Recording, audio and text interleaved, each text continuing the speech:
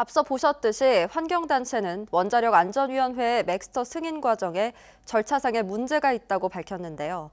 사용 후 해결료 정책을 종합적으로 수립하기 위한 사용 후 해결료 관리정책 재검토위원회도 파행을 겪고 있는데 전문가 그룹에 참여했던 11명의 위원이 최근 집단 탈퇴했습니다.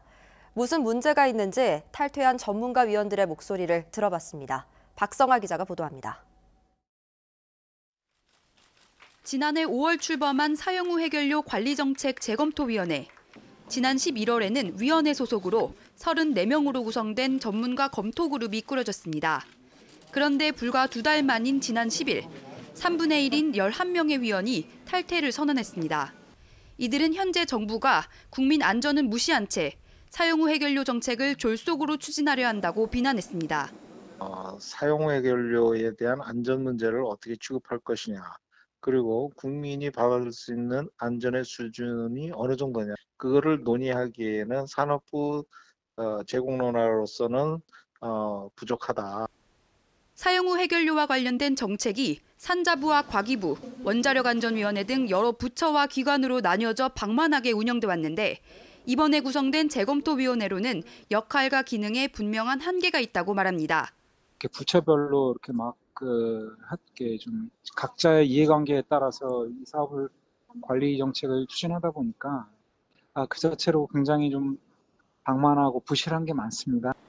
정부가 사용 후 해결료에 대한 장기적이고 체계적인 준비도 없이 임시 방편적인 대응만 반복하고 있다며 재검토위원회 구성에도 근본적인 문제가 있다고 지적합니다.